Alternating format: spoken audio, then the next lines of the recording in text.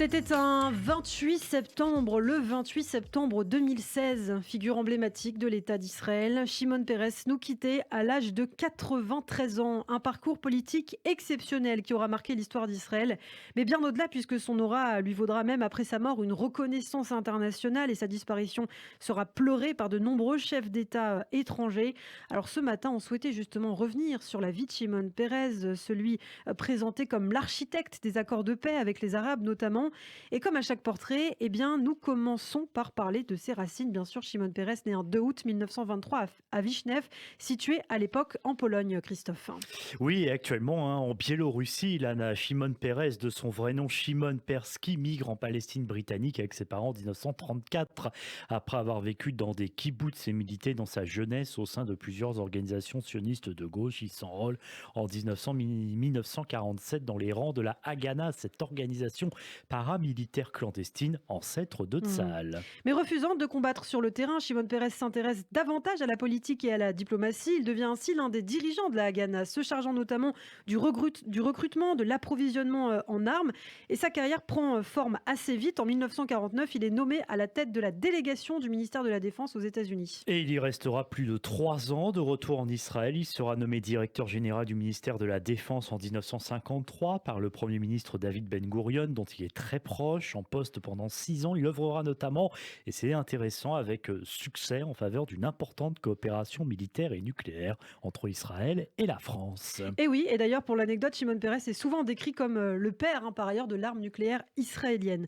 L'homme est un fin négociateur et décidé à jouer un rôle plus politique. Il est élu député au Parlement israélien, à la Knesset en 1959 sur la liste du Mapai.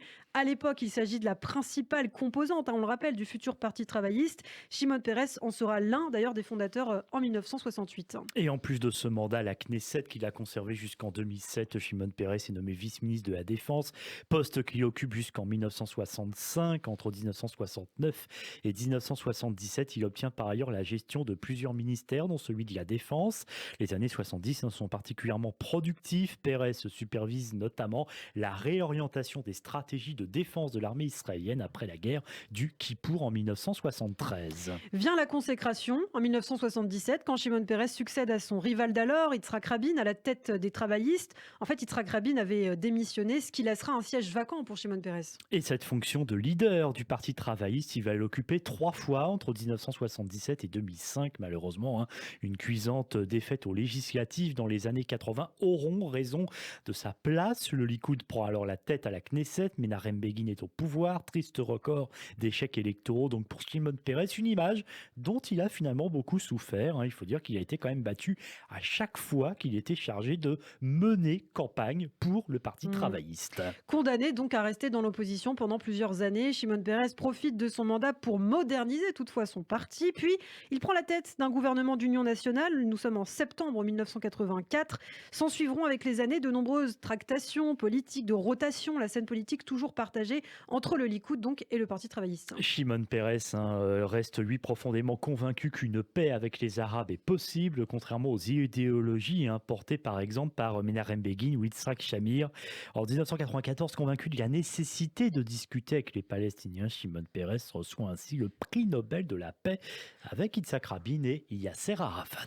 Et oui, la remise du prix se fait juste après la signature des accords d'Oslo, dont il fut d'ailleurs l'un des artisans de l'ombre, puisque c'est lui qui était chargé en fait des discussions secrètes à l'époque quand Yitzhak Rabin représentait lui Israël et bien ouvertement sur la scène internationale.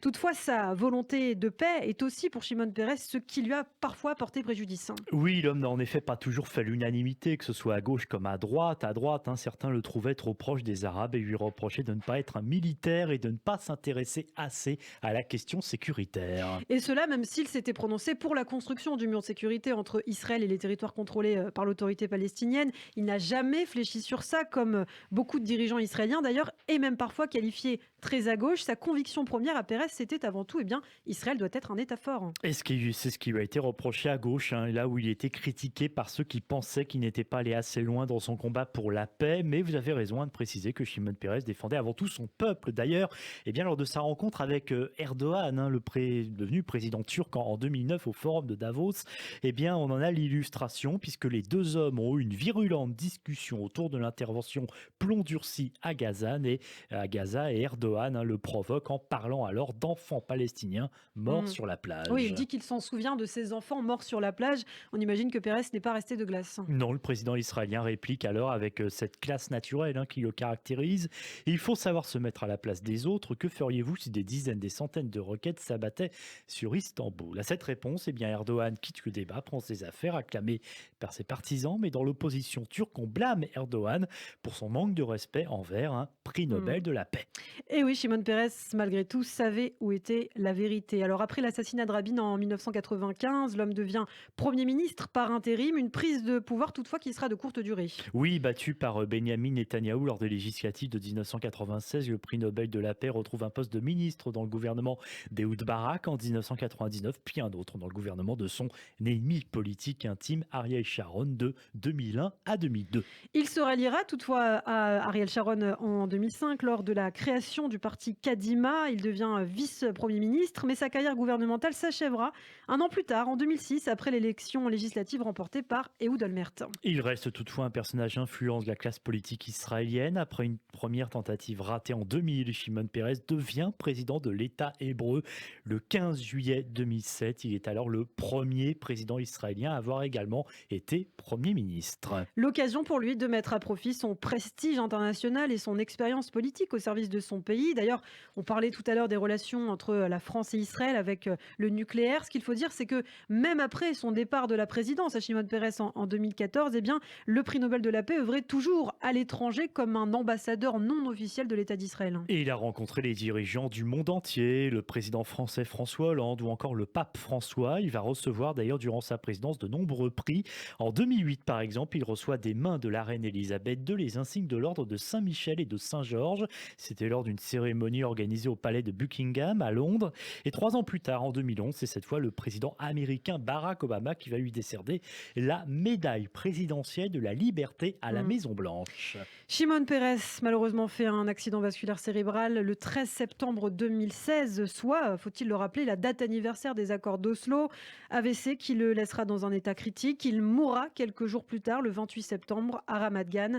28 septembre 2016, le monde entier lui rend alors hommage. Et fait rarissime aux États-Unis, en l'honneur d'une personnalité étrangère, Barack Obama décide en effet la mise en berne des drapeaux sur la Maison-Blanche, ainsi que de tous les bâtiments officiels et militaires américains dans le pays et à l'étranger, et cela pour une durée de 2 jours. En Israël, le 29 septembre, son corps est exposé à l'extérieur du Parlement à Jérusalem. Ses funérailles se déroulent dans la capitale israélienne le lendemain, 30 septembre, en présence de plusieurs personnalités politiques internationales, François Hollande, Nicolas Sarkozy, également le prince Charles, Bill Clinton, Justin Trudeau ou encore le roi d'Espagne. Et puis Mahmoud Abbas est également présent. Merci Christophe Dard d'avoir participé à ce billet. Tout de suite, c'est le rappel des titres.